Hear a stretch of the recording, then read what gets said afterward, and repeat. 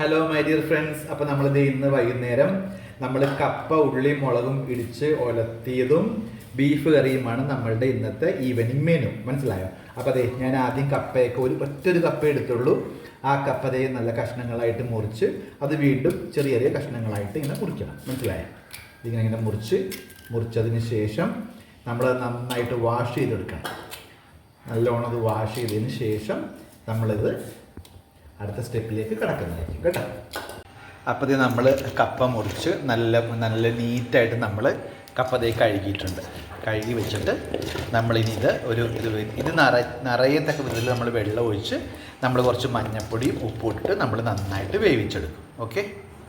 അപ്പോൾ അതേ കപ്പ നമ്മൾ മഞ്ഞൾപ്പൊടി ഉപ്പിട്ട് നല്ലോണം വേവിച്ച് വെച്ചിട്ടുണ്ട്. ഇനി നമ്മളിത് ഉരുളിയിൽ നമ്മളിത് എങ്ങനെയാണ് വളർത്തുന്നതെന്ന് ഞാൻ കാണിച്ചു തരാം കേട്ടോ. പുറത്ത് നല്ല മഴ പെയ്യുന്നുണ്ട്. അപ്പോൾ ഈ നല്ല മഴ സമയത്ത് നമുക്ക് അങ്ങനെ കപ്പ വളർത്തിയതും പിന്നെ ബീഫ് കറി ഉണ്ടാക്കിയിട്ടുണ്ട്. അതും കഴിച്ച് നമുക്ക് ഈ മഴയെ നമുക്ക് അങ്ങോട്ട് ആസ്വദിക്കാം. ഓക്കെ. അപ്പോൾ നമ്മൾ കപ്പ വളർത്താൻ പോവുകയാണ്. അതിന് ഉരുളി വെച്ചിട്ടുണ്ട്. ഉരുളി വെച്ച് ആദ്യം കുറച്ച് വെളിച്ചെണ്ണ ഒഴിച്ചിട്ടുണ്ട്. അപ്പോൾ ഇന്നത്തെ പാചകം ഞാനാണ് ചെയ്യണത്.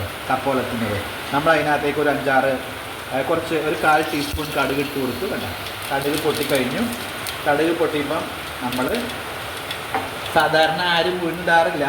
അപ്പം ഞാനൊരു 5-6 ഉഴുന്നും കൂടെ ഞാൻ ഇതിനകത്തേക്ക് ഇടുകയാണ് കേട്ടോ. സാധാരണ എൻ്റെ ഒരു പ്രത്യേകതയാണ് അങ്ങനെ. അപ്പോൾ അതുകൊണ്ട് ഞാനൊരു 5-6 ഉഴുന്നും കൂടെ ഇട്ടു.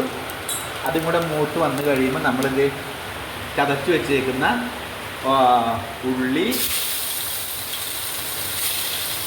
വെളുത്തുള്ളി, വേപ്പില ഇത്ര ഇട്ടിട്ട് നമ്മൾ നല്ലോണം ഒന്ന് വഴക്കണം.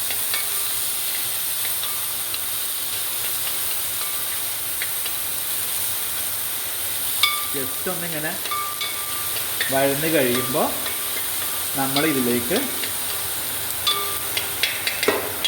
ഒരു ചതച്ച മുളക് ഇട്ട് കൊടുക്കണം. നമ്മൾ ഉള്ളിയും മുളകും ഇടിച്ചാണ് നമ്മൾ ചെയ്യുന്നത്. ഓക്കെ. അപ്പോൾ നമ്മൾ ചതച്ച മുളകും കൂടെ നമ്മൾ ഇട്ട് കൊടുക്കണം. ഗ്യാസ് ഒന്ന് ചെറുതായിട്ടൊന്ന് സിമ്മാക്കണം കേട്ടോ, അല്ലെങ്കിൽ പെട്ടെന്ന് കരിഞ്ഞു പോയാൽ ശരിയാകും. ഇതൊന്നിങ്ങനെ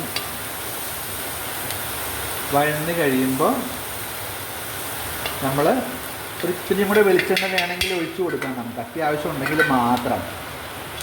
തൽക്കാലം ഇത് നമുക്ക് ഒരുപാട് വെളിച്ചെണ്ണ നമ്മളങ്ങനെ ഉപയോഗിക്കാൻ പാടില്ല. നമുക്കത് കൊളസ്ട്രോള് അങ്ങനെയുള്ള പ്രശ്നങ്ങൾക്കൊക്കെ ഇടയാക്കും. അതുകൊണ്ട് ഞങ്ങൾ വളരെ കുറച്ച് വെളിച്ചെണ്ണയാണ് ഞങ്ങൾ ഉപയോഗിക്കുന്നത്.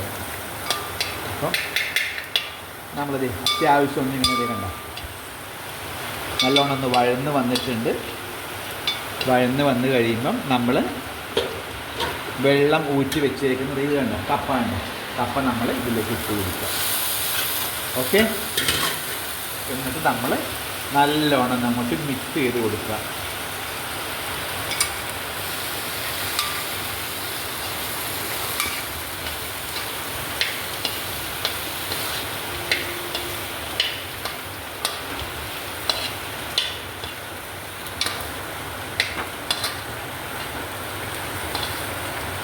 എന്താ ഇപ്പോൾ ഓൾമോസ്റ്റ് നമ്മുടെ കപ്പ ഉള്ളി മുളകും ഇടിച്ചൊലത്തിയത് റെഡി ആയിക്കൊണ്ടിരിക്കുകയാണ്.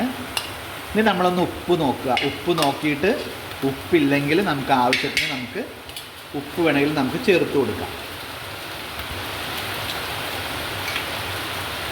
ഇത്തിരി ഉപ്പിൻ്റെ കുറവുണ്ട്. അപ്പോൾ നമ്മൾ ഇത്തിരി കൂടെ ഉപ്പ് നമ്മൾ ഇട്ട് കൊടുക്കും.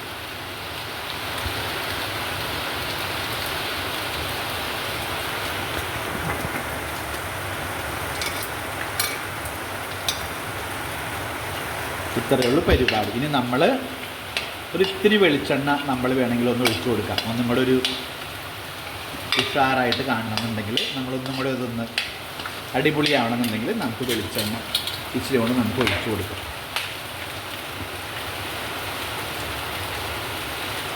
ഓക്കെ. അത്രയും മതി.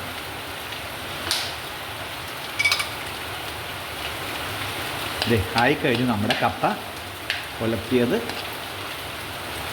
റെഡി ആയിക്കഴിഞ്ഞു. വേണ്ട എങ്ങനെയുണ്ട്, കൊള്ളാമോ? അത് കണക്ക്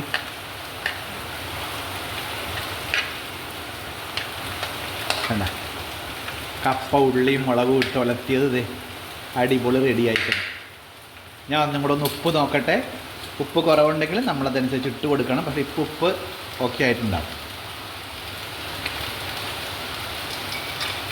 ഇപ്പം ഒക്കെ റെഡിയാണ്. റെഡി ആയി കഴിഞ്ഞു നമ്മുടെ കപ്പ ഉലത്തിയത്. ഓക്കെ, ഇനി നമ്മളിത് ഗ്യാസ് ഓഫ് ചെയ്യാനാണ്, ഇനി വേറെ ഒന്നും ചെയ്യാനില്ല. പിന്നെ നമ്മുടെ ബീഫ് റെഡി ആയിട്ടുണ്ട്. കണ്ടോ ബീഫ് കണ്ടോ, ബീഫ് എല്ലും ബീഫും കൂടെ. ഇത് വൈഫ് ഉണ്ടാക്കിയതാണ് കേട്ടോ, ഞാനല്ല. എനിക്ക് ഇത്രയും പാചകമൊന്നും അറിയില്ല. ഇനി നമ്മൾ ഇത് കൂട്ടി ഞങ്ങൾ കഴിക്കുന്നതായിരിക്കും കേട്ടോ. Okay dear friends, bye bye.